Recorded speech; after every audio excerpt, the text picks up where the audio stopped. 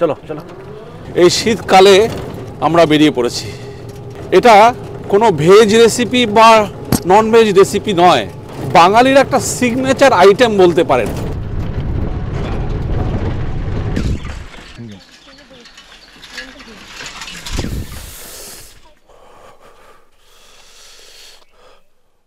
বুঝতেই পারছেন কোথায় এসছি। এই সকালবেলা নলেন গুড়ের খোঁজে এসছি জামাল ভাইয়ের বাড়িতে। উনি একজন গুড়ের ব্যবসায়ী, একজন শিউলি, এবং ওনার কাছে অনেকগুলো গাছও রয়েছে। নলেন গুড় কীভাবে তৈরি করা হয় সেটা আপনাদের সামনে তুলে ধরব। জামালদা, কেমন আছো?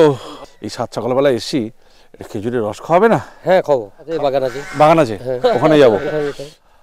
ও, এটা তো হাত দিয়ে নামাতে পারবে, একদম কাছে। Can't wait. থ্যাংক ইউ ভাবি।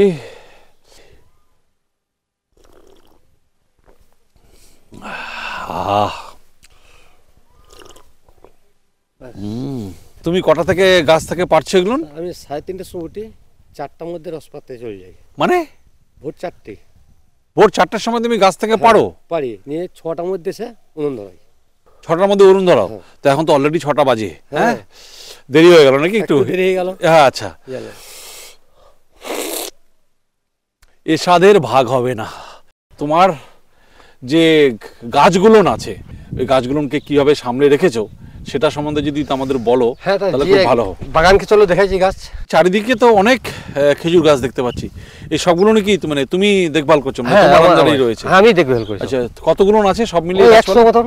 ক মাস পড়তে পারো? ওই 3 মাস। 3 মাস? হ্যাঁ, 80 মাস থেকে আমরা গাছ ছিলতে লাগি।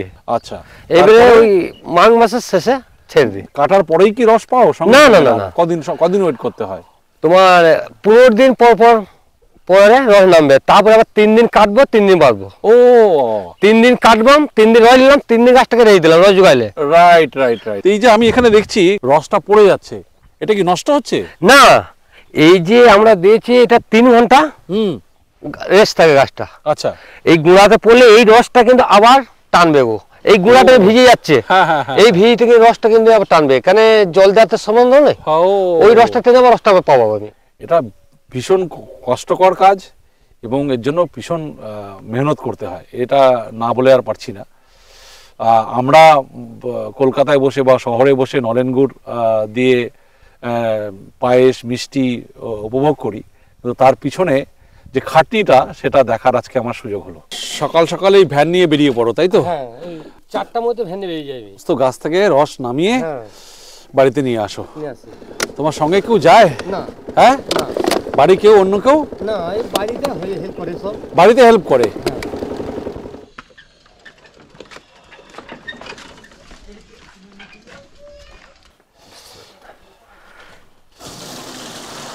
এই যে রসটা ছাঁক না, এটা ছাকানো হয়েছে। ও, এটা বিশাল ছাকনি। আমি ওটাও হাত লাগাচ্ছি। জামালদা, তুমি এটাকে রেডি করো। এবার আগুন দেবো। আচ্ছা,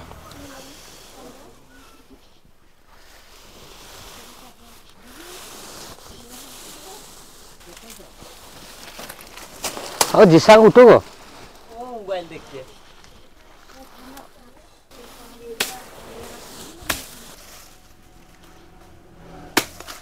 এই যে জাল ধরাইলাম, এটা তো 22 চাকু মধ্যে 8টা, 11:30, 11টা। ওর নিচে নামবে না। তো মোটামুটি আধা ঘন্টা জাল দেওয়া হলো, বেশ অনেক ফেনা উঠেছে। এবার কি করবে? এবার ফেনাগুলো তুলবো। ফেনাগুলো তুলে ফেলবে? হ্যাঁ, এবার পরিষ্কার করবে এটাকে। ও,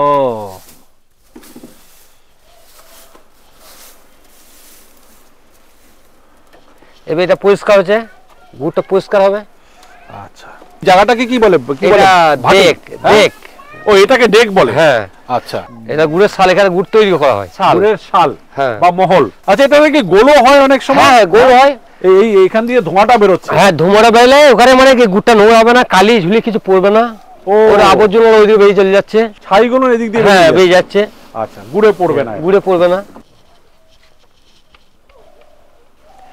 এখন কি সারাক্ষণ এরকম ধোঁয়া হতে থাকবে নাকি এরকম?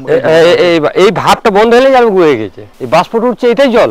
ও, এই জলটা উঠে গেলেই গুঁড়ো হয়ে যাবে, তখন অত গুড় তৈরি হয়ে হ্যাঁ। আচ্ছা, এরকম 5টা ফুট হবে, তো প্রথম ফুটটা কমপ্লিট। পশ্চিমবঙ্গ তথা বাংলাদেশে গুড়ের ইতিহাস অত্যন্ত প্রাচীন।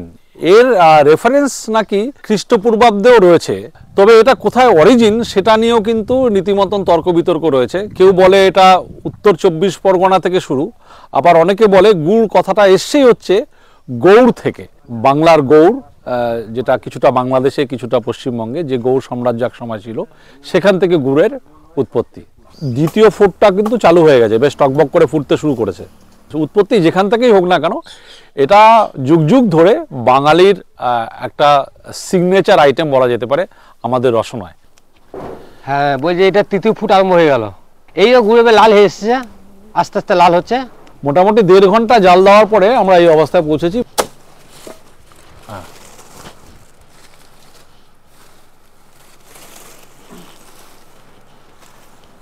জামাল ভাই, তাহলে কতক্ষণ হলো? মোটামুটি 2 ঘন্টা 10 মিনিট মোটা হয়ে গেল, তাই তো? হ্যাঁ, এখন কিন্তু রং কিন্তু অনেকটাই পাল্টে গেছে। আর অনেকটা ভলিউম অনেকটা কমে এসেছে। আর মনে হয় বেশিক্ষণ লাগবে না, কতক্ষণ লাগতে পারে? আর আধা ঘন্টা? আর আধা ঘন্টা লাগবে। আচ্ছা, তুমি এই হাঁড়িগুলো তো আবার বসাবে, এটা কি করবে এখন? এগুলোকে এখন এই ধুবো, এগুলোকে ধোবে? হ্যাঁ, তাপ আগুনে দেবো, আবার ওইগুলোকে আবার আগুনে পোড়াবো, তারপর নিয়ে যাবো, তারপরে নিয়ে যাবো। হ্যাঁ। ও, মানে ভেরি টেডিয়াস প্রসেস। এই যে ফুটটা, এটা 4 নম্বর ফুটে আরম্ভ হলো। হ্যাঁ, না রঙের সঙ্গে সঙ্গে এটা কিন্তু গন্ধ ছাড়তে শুরু করেছে। আর একটা ফুট হবে, এই ফুটটা সাজার পর আরেকটা ফুট হবে, আরেকটা ফুট হবে। হ্যাঁ, এবারে উতলে উঠছে, ফেনাটা কিন্তু একটু অন্যরকম। ফেনাটা শেষ হয়ে গেল, আরো গাঢ় হয়ে গেছে রং। এই খেজুরের গুড়ের নাম নলেন গুড় কিভাবে হলো সেটা নিয়ে নানান মত আছে।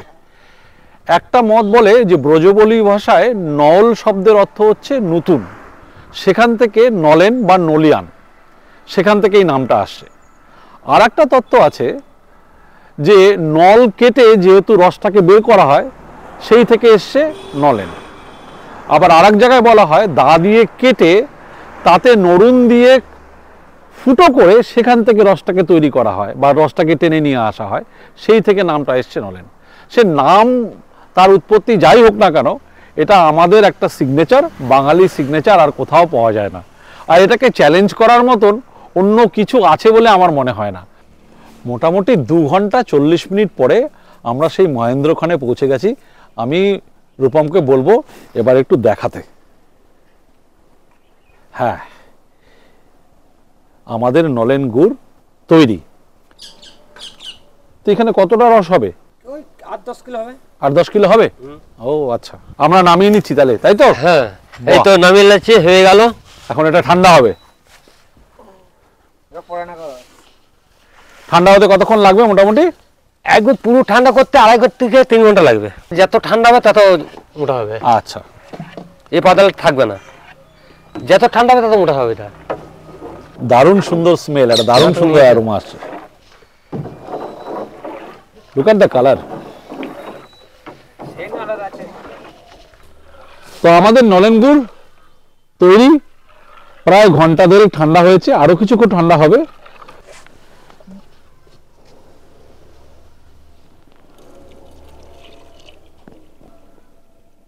আমাদের এই গুড় বানানো, খাঁটি গুড় বানানো কেমন লাগলো আমাদের জানাবে। সো দর্শক বন্ধুরা, আমরা আজ এখান থেকে বিদায় নিচ্ছি। একটা অসাধারণ অভিজ্ঞতা হলো এবং এরকম একটা অভিনব প্রসেস আপনাদের সামনে তুলে ধরতে পারলাম। রিকোয়েস্ট করব আমাদের চ্যানেলটিকে সাবস্ক্রাইব করার জন্য, লাইক করার জন্য এবং শেয়ার করার জন্য, এবং আমাদের উৎসাহ দেওয়ার জন্য। আরও একটা কথা বলে রাখি, আপনাদের গ্রামে বা আপনাদের এলাকায়, আপনাদের কমিউনিটিতে বা বিভিন্ন এলাকায় যদি কোনো ইউনিক রেসিপি থাকে, আমাদের সঙ্গে যোগাযোগ করবেন, আমরা আসবো, সেটাকে সবার সামনে তুলে ধরার চেষ্টা করব। Thank you so much.